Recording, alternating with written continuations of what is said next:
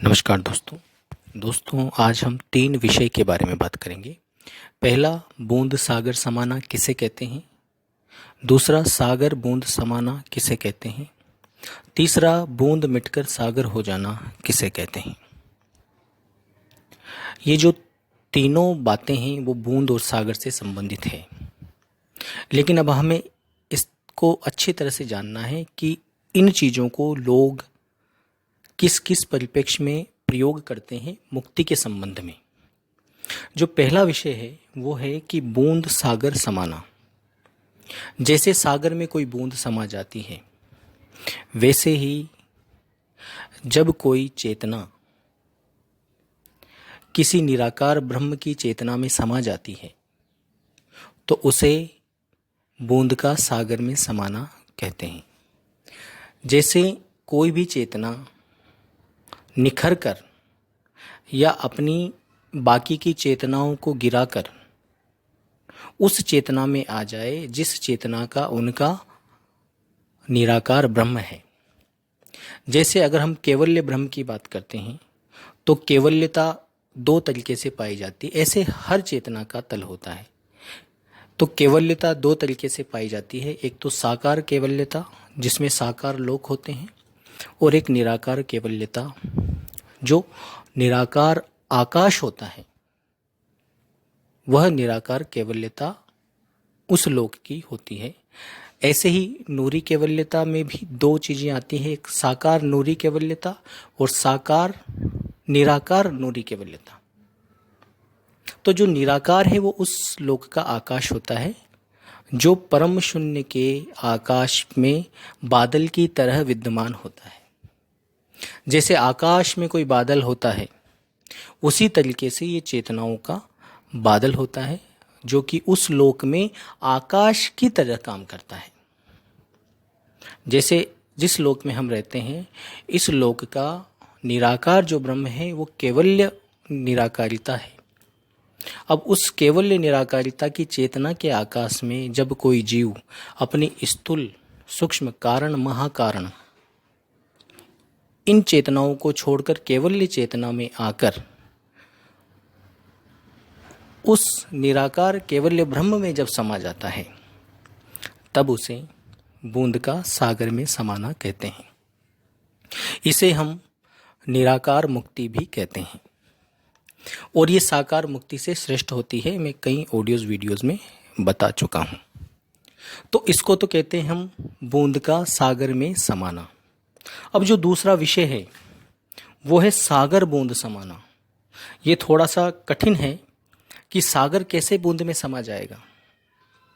इसके सबके अलग अलग मत हैं, तीनों मतों को मैं समझा देता हूँ आपको कि सागर बूंद समाना, सागर बूंद में कब समाता है। पहला मत तो ये है कि जब सारा संसार मिटकर शून्य हो जाता है। तो जब सारा संसार मिटता है तो संसार हो गया सागर और शून्य हो गया बूंद। तो सारा संसार मिटकर जब शून्य हो जाता है प्रलय काल में, तो उसको कहते हैं सागर बूंद समाना। एक मत तो लोग ये कहते हैं। दूसरा मत लोग ये कहते हैं जब ऊपर की चेतना होती है, जो उच्च चेतना होती है, जैसे कोई नूरी चेतना में है, तो नूरी चेतना बड़ी विराट चेतना है, एक सागर के समान चेतना है। उसके सोचने समझने व्यवहार करने और भाव की क्षमता नीचे की चेतनाओं से बहुत ज़्यादा है, या कहें सागर समान है। इसीलिए संतों ने बहुत ही अच्छे तरीके से नूरी चेतना के बारे में बताया है कि शंको लहर महर की उपजे। एक संत हैं गरीबदास जी, उन्होंने नूरी चेतना के बारे में बताया कि वहाँ पर शंको लहर उपजती है, महर की, महर मतलब आनंद की। ऐसा वो चेतना, ऐसी नूरी चेतना। और यहाँ पर जब हम स्थूल चेतना में होते हैं तो यहाँ पर कभी कभार एक दो आनंद की लहर उठती है हमारे अंदर, इससे ज़्यादा नहीं उठती। तो इसका मतलब नूरी चेतना इस स्थूल चेतना के सापेक्ष में, परिप्रेक्ष्य में सागर है। तो जब वो नूरी चेतना, जब नूरी चेतना गिरती है और जब इन स्थूल चेतनाओं को अपना आराध्य मान लेती है, और आराध्य मानकर जब नीचे को पतन को गिरती है तो उसको हम कहते हैं सागर बूंद समाना। मतलब वो सागर रूपी चेतना इस बूंद रूपी चेतना में आकर गिरती है, पतन को प्राप्त करके गिरती है, उसको हम कहते हैं सागर बूंद समाना। कि उस विराट चेतना से इस बहुत छोटी चेतना में जब कोई जीव आ जाता है तो उसको कहते हैं सागर बूंद समाना। मतलब बूंद का सागर समाना तो उत्थान है, जीव का उत्थान है। वो छोटी चेतना से बड़ी चेतना को प्राप्त करता है जब बूंद सागर में समाती है, इसको निराकार मुक्ति कहते हैं। और जब सागर बूंद में आकर समाता है तो ये जीव का पतन है। यहाँ पर जीव पतन को प्राप्त होता है जब वह उच्च चेतनाओं से नीचे की चेतन व्यवस्था में जब आता है जीव, तो उसको पतन कहते हैं। तो यहाँ से दो चीज़ें हमें समझ में आई कि बूंद सागर समाना तो जीव का उत्थान है, और सागर बूंद समाना मतलब सागर जैसी विराट चेतना जब बूंद जैसी छोटी चेतना में आकर अपने पतन को प्राप्त होती है तो उसको सागर बूंद समाना कहते हैं। अब तीसरा जो विषय है वो बहुत ही महत्वपूर्ण विषय है, और यही मुक्तिदायक विषय है, पूर्ण मुक्तिदायक, कि बूंद मिटकर सागर हो जाना। यहां पर बूंद चेतना को कहा है। चाहे जो भी चेतना हो, परमात्मा के परिप्रेक्ष्य में अगर हम अनंत सर्वव्यापिता, परमात्मा की अनंत सर्वव्यापिता को एक सागर का स्वरूप मान लें, तब ये बूंद, ये जो चाहे परम चैतन्य लेवल तक आप चले जाइए, परम चैतन्य लेवल तक भी वो परमात्मा के सापेक्ष में, परिप्रेक्ष्य में वो बूंद ही है।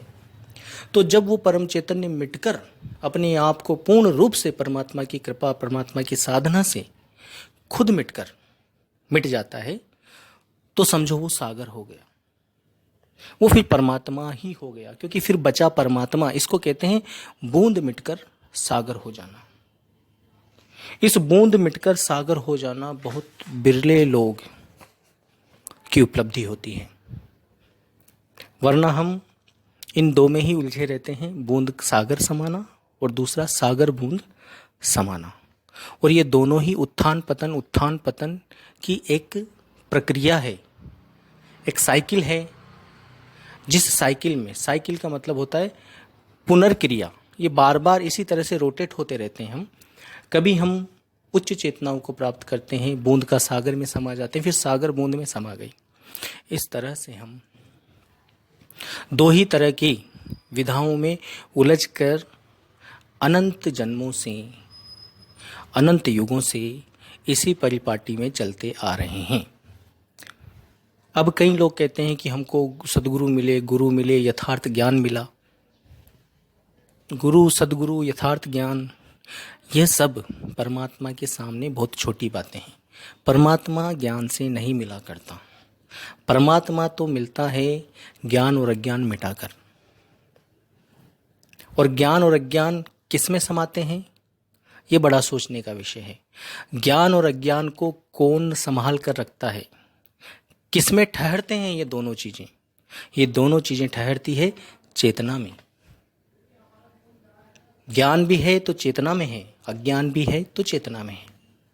तो जो ज्ञान और अज्ञान का जो कंटेनर है, जो पात्र है, जब वो मिट जाएगा तभी तो आप मुक्ति के पात्र बन पाओगे, या कहेंगे तभी तो बूंद मिटी और सागर बन गई। बूंद खत्म हुई और सागर बन गई। अब सागर है, वो शुरू से ही था। और ये जो परमात्मिक सागर है वो बिना बूंद वाला सागर है, उसमें से कोई बूंद नहीं निकाल सकता। और बाकी के जितने भी सागर हैं वो सब तात्विक सागर हैं, चेतना के सागर हैं। वहाँ से निकलती हैं बूंदें, वहाँ से जीव उत्पन्न होता है, वहाँ से निकलती हैं। इसीलिए इसी परिपाटी में चलकर यहाँ से ये ज्ञान निकल कर आता है। जब हम चेतना के ज्ञान में आते हैं तो कहते हैं कि कोई रब था, उसने चेतना प्रकट की। अब रब को तो वो महाचेतना या परम चेतना बता देते हैं, और उससे जो प्रकट, शब्द से जो प्रकट, उसने जो शब्द से प्रकट की, उसको वो लोग चेतना बता देते हैं या आत्मा कह देते हैं। मतलब आत्मा को उन्होंने प्रकट कर दिया शब्द से, और फिर आगे चलकर अगर ज्ञान बात करते हैं तो आत्मा को ये अजन्मा बोल देते हैं। जब शब्द से प्रकट कर दिया तो फिर अजन्मा कैसे? क्योंकि और जो प्रकट कर रहा है वो भी अजन्मा कैसे? अजन्मा मुक्त होता है, वो न प्रकट होता है न किसी को प्रकट करता है। क्योंकि जो प्रकट हुआ या प्रकट किया, जिसने किसी को प्रकट किया, वो कर्म बंधन में आ ही गया। इसका मतलब वो जीव ही है, लेकिन उसी जीव को हम बहुत संज्ञाएं देकर, उसका महिमा मंडन करके परमात्मा बनाकर, और हम उसी में तल्लीन हो जाते हैं और उसी की साधना करते हैं। तो ऐसा कोई नई बात नहीं है कि हम पहली बार चेतना की साधना कर रहे हैं। कई अनंतों जन्मों से कर क्या रहे थे? चेतना की ही तो साधना कर रहे थे। लेकिन कभी कभार अनंतों युगों में परमात्मा की साधना करने का मौका मिलता है, चेतन अचेतन के पार साधना करने का मौका मिलता है, बूंद को मिटाने का मौका मिलता है कि बूंद मिटकर सागर हो जाए। ये एक ऐसी अलग बात है कि बूंद मिटकर सागर हो जाना, ये अलगता है। मन नहीं समझ पाएगा कि बूंद तो मिट गई, अब सागर कैसे हुए। इसको स्विचिंग कहते हैं। ये बहुत उसी अवस्था में आपको पता चलेगा जब आप मिट जाओगे। आपका मिटना परमात्मा हो जाना होता है, क्योंकि मन की अवस्था या तो चेतन तक है या अचेतन तक है। आप सोचकर भी देख लीजिएगा, आपकी पहुंच या तो बहुत ज़्यादा कॉन्शियसनेस तक जाएगी, सुपर कॉन्शियसनेस तक, या कंप्लीट अनकॉन्शियसनेस तक रहेगी।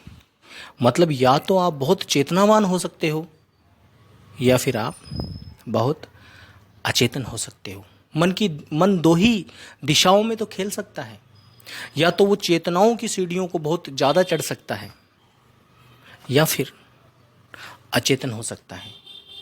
और जब चेतनाओं की सीढ़ियों को ज़्यादा चढ़ता है तो मन जिस चेतना को छोड़ता है उसके साथ उस क्षमता का मन भी गिर जाता है, और जिस चेतना में वो जाता है उसी चेतना का मन उसको प्राप्त होता है। ये एक मित्र ने प्रश्न किया था और उसी के परिप्रेक्ष्य में मैंने जवाब दिया है, क्योंकि ग्रंथों से और वाणियों से हम बहुत ज़्यादा भ्रमित हो गए हैं। हर व्यक्ति अपनी बात कहने के लिए कुछ कोडिंग वर्ड यूज़ करते हैं, और कोडिंग वर्ड यूज़ करने का इनका कारण ये होता है कि व्यक्ति सही बात को न समझे, गुमराह रहे और चिपका रहे, असत्य से जुड़ा रहे।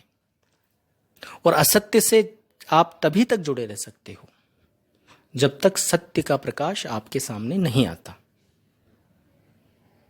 जब तक असत्य को पूरा खोलकर नहीं बता दिया जाता। अब ये पूरा खोलकर बताने की कृपा स्वयं परमात्मा की होती है, कोई जीव नहीं बता सकता, ना ही मैं बता सकता। मैं जो ये बातें बता रहा हूँ आपको, ये बातें सचमुच में उसी को समझ में आएगी जिस पर कृपा है। और मैं नहीं बताता उसको तो भी ये उसको समझ में आ जाती, क्योंकि परमात्मा कृपा बिल्कुल निशब्द होकर करता है, साइलेंट होकर करता है। वो ढिंढोरे पीट कर, जन्म लेकर, अवतरण लेकर नहीं करता। जो अवतार लेकर करे, ढिंढोरे पीट कर करे, ज्ञान के विभिन्न ज्ञानों में डुबकियां लगाकर करे, वो परमात्मा कैसा? वो तो एक क्षण का अनंतवा हिस्सा लेता है और आपको तुरंत ज्ञान अज्ञान से परे कर देता है। और ज्ञान अज्ञान से परे होना ही सच्ची मुक्ति है, क्योंकि ज्ञान भी इन्हीं अनंत सृष्टियों की पैदाइश है और अज्ञान भी अनंत सृष्टियों की पैदाइश है। आप कोशिश करके देख लीजिएगा, कितना ही ज्ञान बोल लीजिए, सारा ज्ञान चेतना के दायरे में है। और जैसे ही परमात्मा के ज्ञान की बात आती है, मन वहाँ पर असमर्थ हो जाता है। फिर मन को एक ही तरीका सोचता है, खुद को गिराने का। क्योंकि परमात्मा का द्वार तक तो मन पहुंच सकता है, लेकिन उसके द्वार खुलने का मतलब ही यही है कि खुद का पूरा मिट जाना मतलब बूंद मिटकर सागर हो जाना। आप स्वयं बूंद हो, परम चैतन्य को बूंद मानिए और परमात्मा को सागर मानिए। तो जब परम चैतन्य मिटेगा तो सागर हो जाएगा। यही पूर्ण मुक्ति है, बूंद मिटकर सागर हो जाना। और बाकी जो ऊपर की हैं, बूंद सागर समाना, ये निराकार मुक्ति है। वहाँ से वापस पतन को आना पड़ता है। और सागर बूंद समाना, उच्च चेतनाओं से नीचे की चेतनाओं को प्राप्त करना, सागर बूंद समाना होता है। तो इस तरह से ये तीनों बातें क्लियर हुई और तीनों में से हमें सबसे श्रेष्ठ बूंद मिटकर सागर हो जाना होता है। धन्यवाद।